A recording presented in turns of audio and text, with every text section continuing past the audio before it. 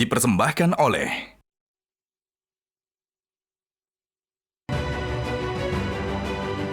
Ketemu lagi di Hot Room. Di Indonesia ini sudah berlaku Pameo, no viral, no justice. Di Instagram saya, seminggu ini aja, sudah banyak yang akhirnya dilepaskan oleh kepolisian setelah viral di IG Hotman Paris Official, yaitu yang begal. Ada lagi seorang ibu rumah tangga yang dikepret-kepret sama cowok, dia siram pakai disiram pakai air keras, ditangkap, akhirnya dianggap membela diri, juga dibebaskan. Jadi memang perlu viral, dan akhir-akhir ini setelah viral, kemudian tiba-tiba Dishub Pemda DKI turun rame-rame dengan Bapak Kapolres Jakarta Pusat. Di segmen terakhir ini minta kepada para semua narasumber, apa win-win solution yang berguna untuk juru parkir maupun masyarakat dalam waktu dekat. Silakan Pak, dari Pak Kombes. Baik, sesuai dengan arahan Bapak Kapolda Metro Jaya, tentunya kami secara humanis tentunya melakukan penegakan hukum sesuai dengan kadar intensitas dari perilakunya. Ya. Tentunya kita sepakat bahwa yang kita hukum itu adalah perbuatan yang bukan orangnya saja. Supaya orang itu menjadi sadar. Karena tujuan hukum hakikinya adalah bagaimana ketika dia diberikan efek jerah kemudian dia sadar. Caranya efek jerah gimana? Efek jerah itu adalah melalui pembinaan. Baik itu secara pidana ataupun mungkin pelanggaran. Itulah yang sekarang sedang dikerjakan oleh tim bersama gabungan ini agar pelanggaran tersebut bisa lakukan tindak pidana ringan. Ya. Nah itu yang sedang berjalan. Namun demikian tentunya Polri melalui 110 silakan masyarakat apabila mau melaporkan ada aksi pemerasan atau mungkin paksaan yang berlebihan karena ancaman itu nyata gitu. Mungkin dia bawa, tadi abang-abang bilang bawa golok, bawa ini segala macam, parkir sini beda sebagainya. Itu tentunya harus kita lakukan. Dan ketika nanti patroli datang, tidak usah khawatir. Jangan sampai seperti tadi pagi kami lakukan penangkapan, kemudian saya bilang, petugas kami, ayo Pak, Bapak buat laporan. Kami nggak mau buat laporan. Nah artinya tentu saja ini menjadi problema ketika kita harus melaksanakan penegakan hukum. Sehingga memang penegakan hukum itu harus dilaksanakan secara proporsional. Sesuai Jadi dengan, intinya pembinaan, wiwinya gimana?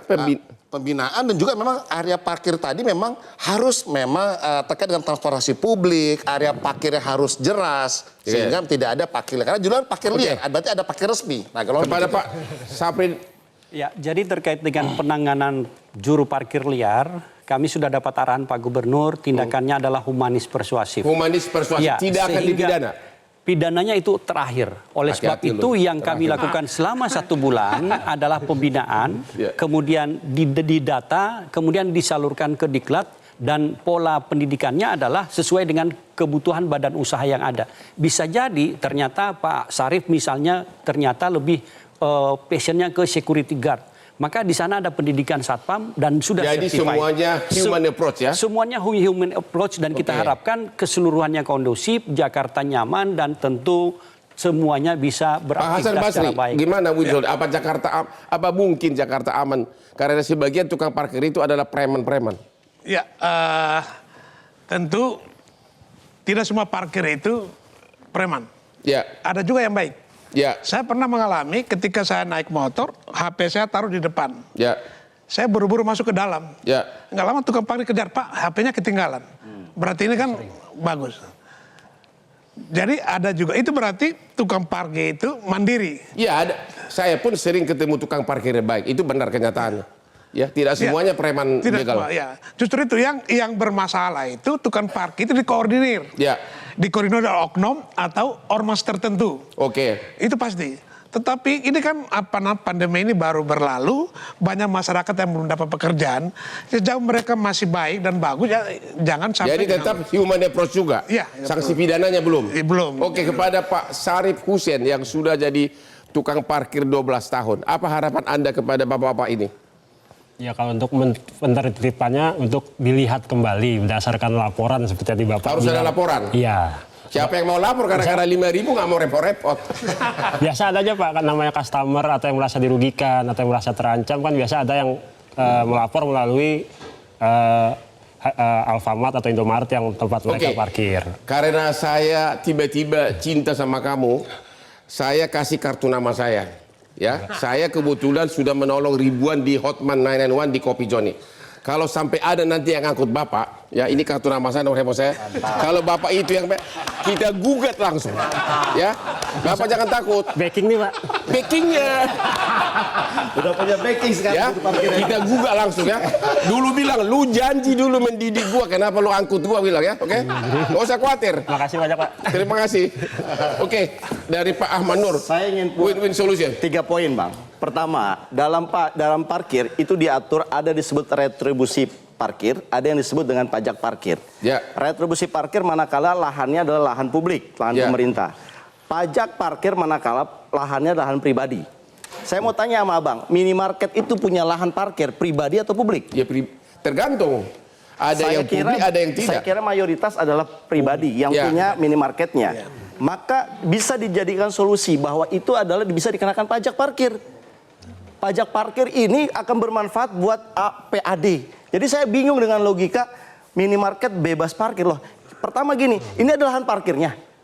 Namanya ada lahan parkir, pasti ada jurunya, juru parkir. Masalahnya Bagaimana kalau nggak ada mungkin lahan parkir, nggak ada yang mau belanja di situ. bagaimana Masalah mungkin gitu. juru parkir disebut liar kalau ada parkirnya? Ya kan gini kekacauan public policy, Bang, kalau menurut saya ya. Yang kedua, poin yang saya sampaikan adalah kalau seandainya kita mau jujur, sekarang orang ke minimarket seringkali tidak bawa cash. Mereka transaksinya pakai digital, kris. Tukang parkirnya pun disenyumin aja, mohon maaf Pak, saya nggak ada uang receh karena transaksinya elektronik. Sehingga juru parkir ini sudah out of date, Bang. Kalau mereka tidak menggunakan digital juga. Nah, saya berpikir bagaimana ini dibuat e-parking semua. Bagaimana yang juru parkirnya kesejahteraannya terjamin, masyarakat juga akhirnya bisa kontribusi sama juru parkir. Saya terus terang sering kali ke minimarket digital terus, Bang. Saya senyumin aja juru parkir, Pak, dirapel saya bilang. Kenapa? Ya karena supaya menyenangkan hatinya dia. Dan saya kira banyak orang sekarang tidak bawa cash dan kasihan juru parkir kita. Dan ini dijadikan solusi. Yang ketiga poin yang saya sampaikan adalah kenapa kita membiarkan mereka seolah-olah tidak punya orang tua, tidak punya pelindung. Kan negara ini kan melindungi juru parkir ini.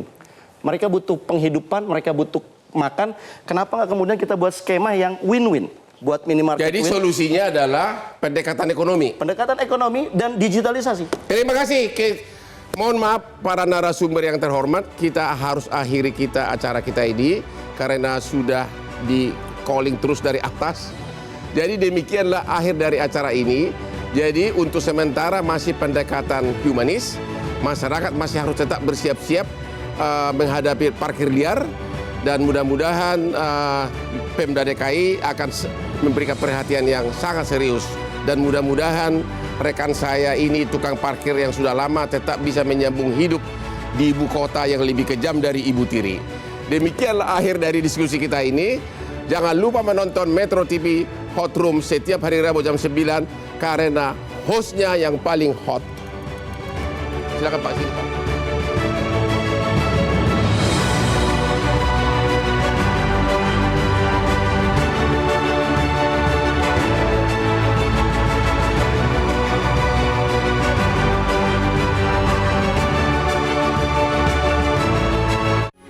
Metro TV.